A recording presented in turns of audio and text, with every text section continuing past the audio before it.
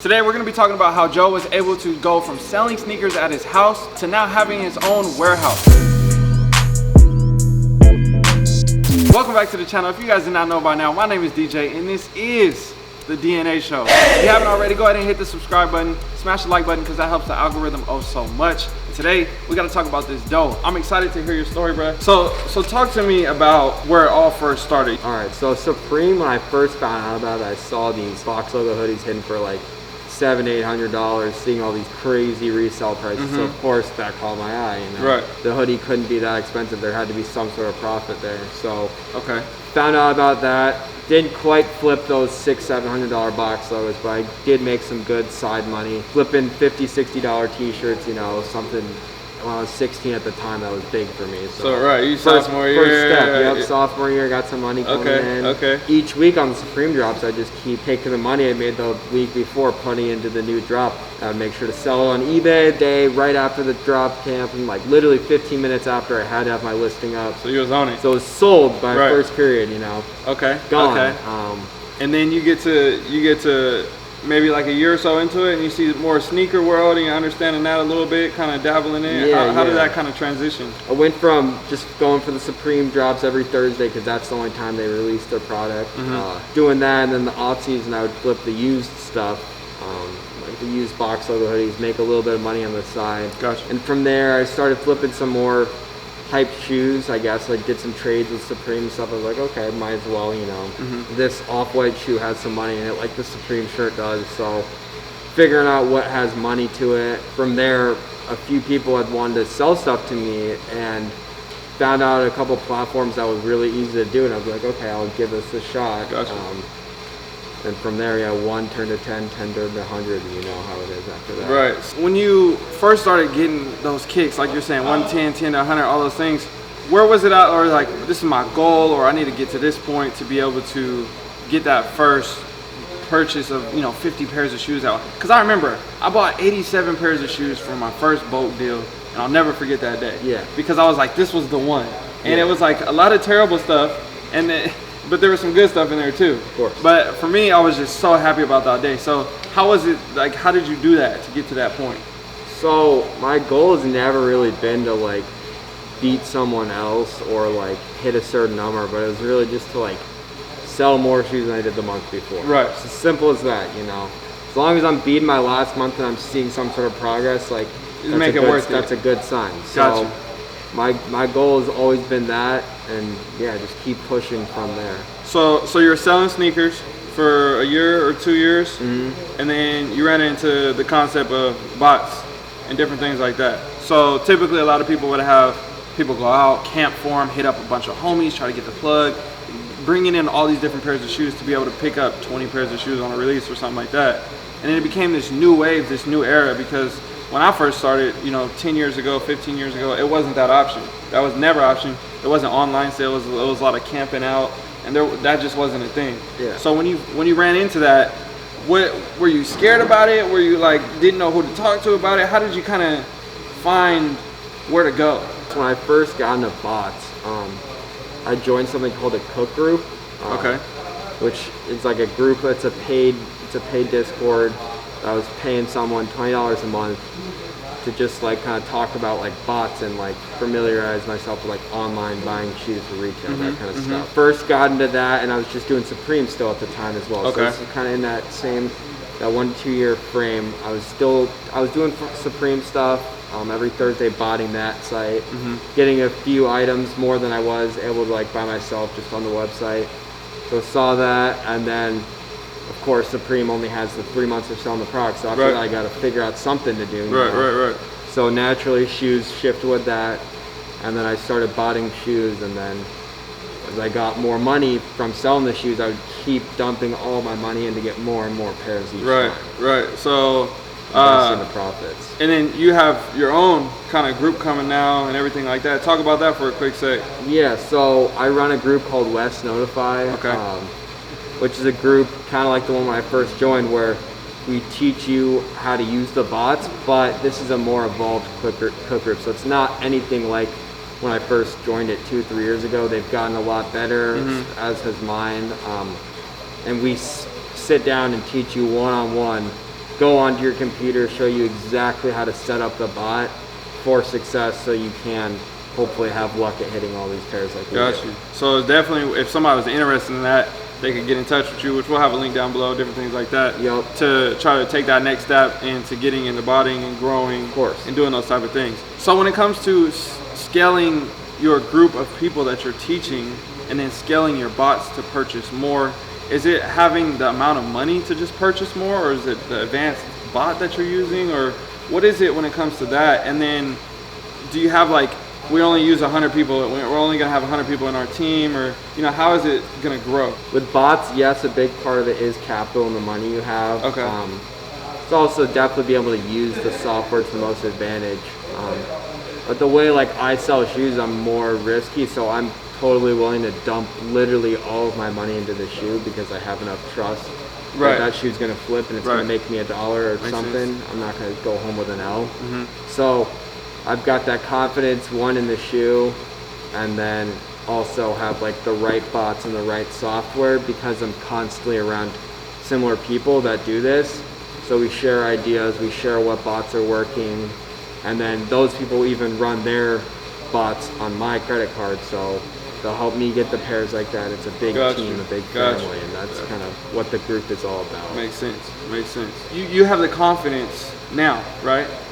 But when you first got into that first bot deal, when you first did those first couple transactions or releases, what was your mindset? How did you actually feel? Because I know there's a lot of people that are very interested, that want to take that first step, but they just don't even know what to feel because they've never felt that feeling of like, is this a scam? What's gonna go on? Like, am I gonna get my shoe? Like, So what were you thinking in that moment before that first purchase came through, and then after that satisfaction? Bots kind of have like a negative stigma to them, as it's kind of like a touchy, touche subject of like, is it like illegal or like what's wrong with it?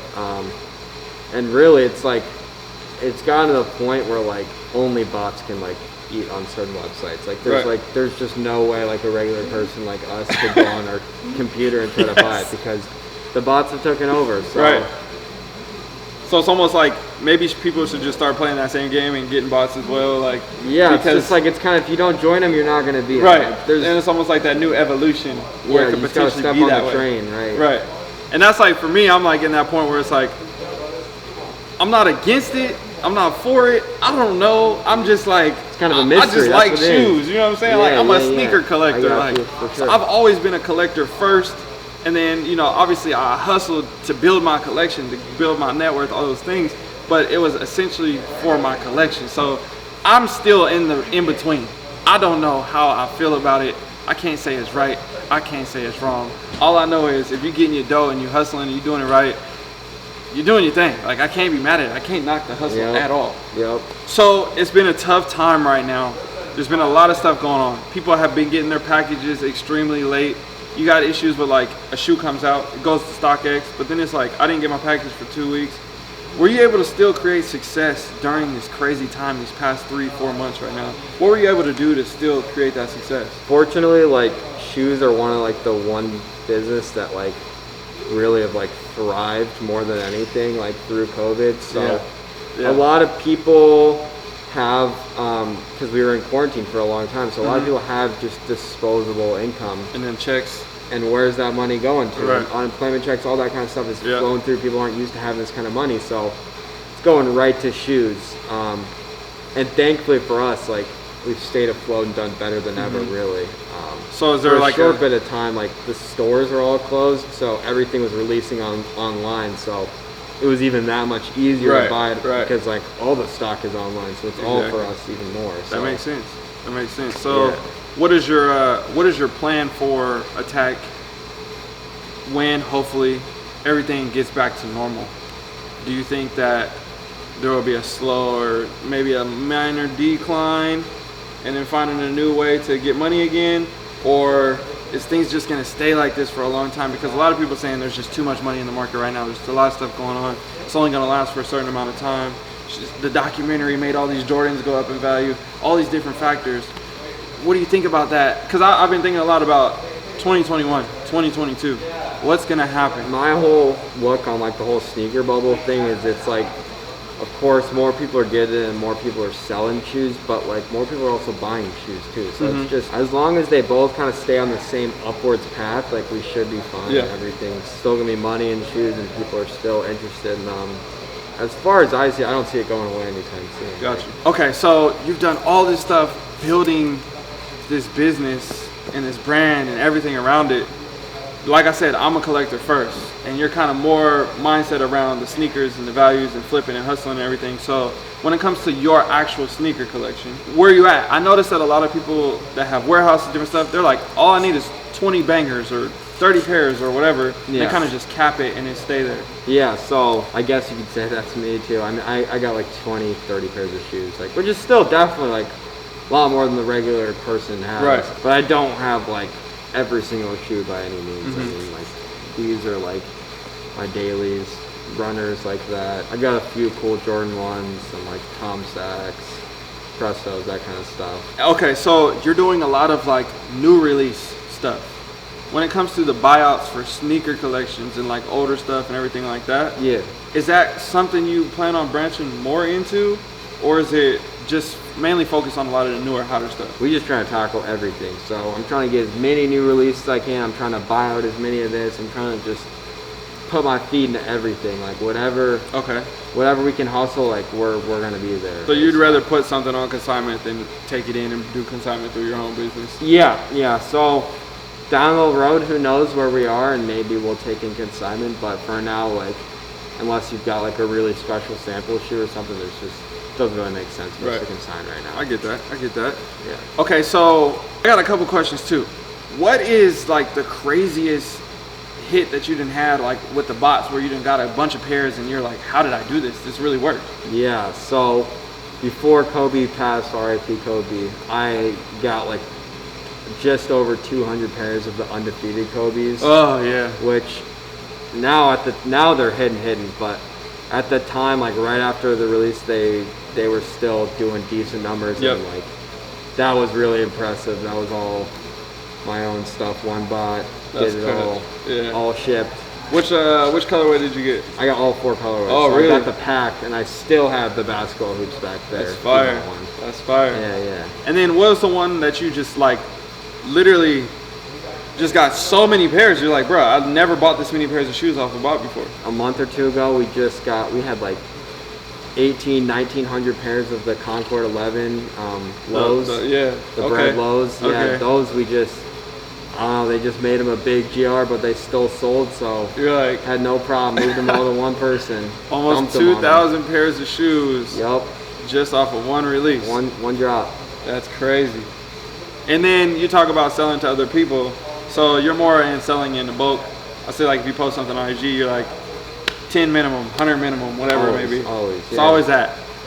So just makes it easier on us because I mean, as you can see, like we got a lot of shoes in here. We can't afford to sell one by one every individual client. So for us, like it's always been about like as many pairs as we can sell. So my Instagram tends to cater to just like people who are looking for bulk shoes and like looking to make $1 on my deal. Gotcha.